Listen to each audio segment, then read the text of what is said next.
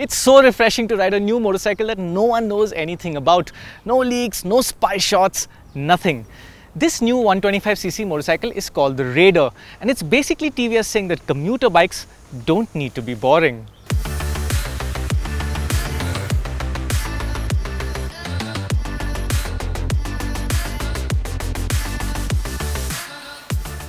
Of course, by the time you're watching this, TVS will have launched the bike, but we arrived at this event with no idea of what to expect. Suffice to say, the Raider 125 makes a strong first impression, considering that it's effectively still a motorcycle for the masses. It has a sharp-looking new LED headlamp with a striking set of DRLs, and it's definitely easier on the eye than the quirky headlamp from the bigger RTRs. Then there's the large and sculpted fuel tank that looks like it came off a bigger bike, and TVS has added some further interest in the form of small silver-colored tank shrouds and a belly pan. Split seats add to the sporty flavor, but the rear section is a little more straightforward with a large and practical grab rail and a couple of neat-looking LED brake lamps. There are 4 youthful colors available, including a nice shade of red. Clearly, this is a fresh and exciting design for the segment, but what I'm more excited about is the riding position. This is not a boring commuter motorcycle, and while there is some sportiness to how you sit, it's also very comfortable. Best of all though, the seat to foot peg ratio is much kinder on your knees than the bigger RTRs, and there's plenty of space to move around. The Raider definitely feels like a larger bike from a segment above when you sit on it, but TVS has tried to make it approachable to a wide group of riders with a low 780mm seat height. The company has also put thought into the design of smaller things like the interesting looking brake lever, the generous underseat storage space, and the optional USB charging port mounted behind the handlebar. Perhaps the most premium feeling bit though is the new negative LCD display that shows plenty of information, including a gear position indicator, 2 trips, fuel economy, range, and more. The bike even has a side stand down engine kill feature, which is a rare thing to have at this price. But that's not all, because TVS will even be offering a top model with Bluetooth connectivity and a TFT display, but that bike will be launched after a few months. For now, there's no Bluetooth connectivity on the standard Raider 125. Nevertheless, this is still easily one of the most feature-packed motorcycles in the segment, but there are a few rough edges like the iffy-looking plastics in the switchgear and the loose-feeling fuel filler cap. Mostly though, quality levels and finish are quite good, and the Raider feels more premium than you'd expect from a typical 125cc machine. It's been roughly 10 years since TVS last sold a 125cc motorcycle, and for this application, they've created a completely new engine. Now on paper, the 124.8cc capacity is identical to the N-Torque, but TVS says that that's where the similarities end, and within, this is a completely new motor.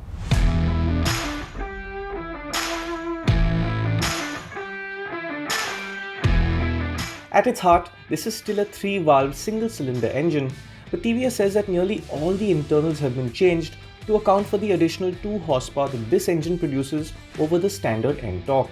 The engine also gets a clever heat management system where the oil is cooled via exposed films built in behind the clutch cover.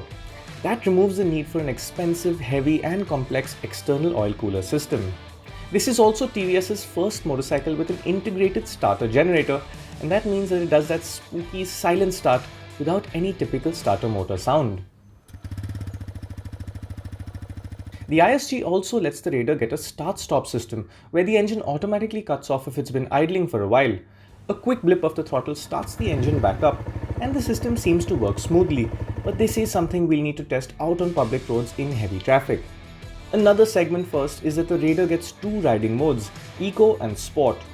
These modes don't change the power output, but Eco mode brings the rev limiter in at 8000 rpm in the first 4 gears and 7000 rpm in 5th gear, which restricts the top speed a little.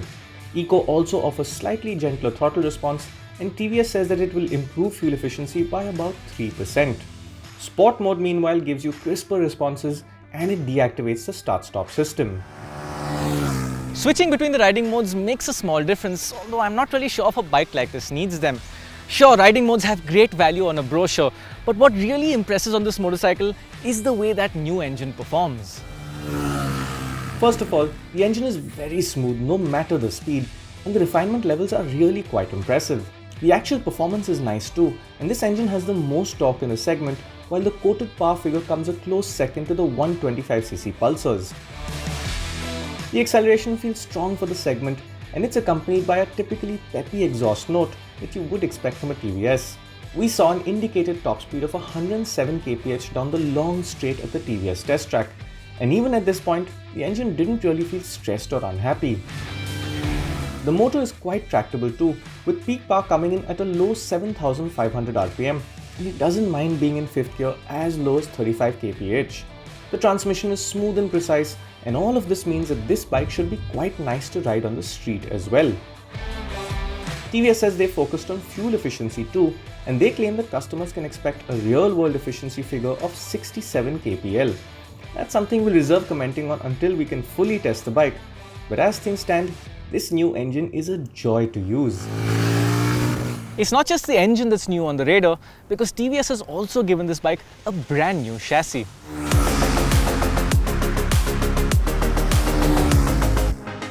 This single downtube frame uses a monoshock rear suspension, and the whole bike weighs in at just 123 kilos. The slim 30mm telescopic fork and the 5-step preload adjustable rear shock have been tuned for that typically soft and supple feel that most TVSs tend to have, and road comfort should be quite good. While we'll have to wait to confirm that, what's clear right now is that the Raider is a sweet little handler. This bike feels incredibly light and agile, to the point that you need to get used to how quickly it reacts to inputs. Once you do, there's plenty of fun to be had, and the TVS Remora tires have lots of grip when you need it. We never scrape the foot pegs in the corners, but the rear suspension does feel a little soft and bouncy when you really push it to the limit. Bumping up the preload helped, but for most customers in the segment, this level of handling is sure to be very engaging. Braking is taken care of by a 240mm front disc and a 130mm drum at the back. The front brake has a nice firm feel at the lever, but the performance is a little dull, as you'd expect from a bike in this segment. There is no ABS, but the combined braking system works well, although you will be able to lock the rear tire if you step on the lever hard enough. TVS will also sell a base variant of the Raider with a drum brake at the front, but we didn't get to experience that bike. Prices start at Rs 77,500 for the drum brake model, which is excellent value. That puts the Raider right on par with the relatively youthful and sporty 125s like the Bajaj Pulsar 125 and the Honda SP 125, not to mention making it a full 20,000 rupees cheaper than the Bajaj Pulsar NS 125. However, TVS will charge you 8,000 rupees more for the disc model that you see here. That seems like an unreasonable amount for just the addition of a front disc brake, since the company tells us that the disc model gets no additional features. Perhaps TVS will raise the price of the base model in a few months to make that gap smaller.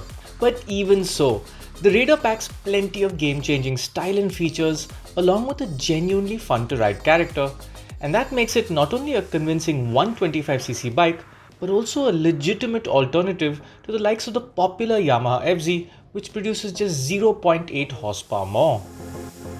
The Raider is definitely sporty for a commuter, but at the end of the day, this is a commuter motorcycle, and as much fun as it is to come out here and ride flat out on a test track, that only tells a small part of the story.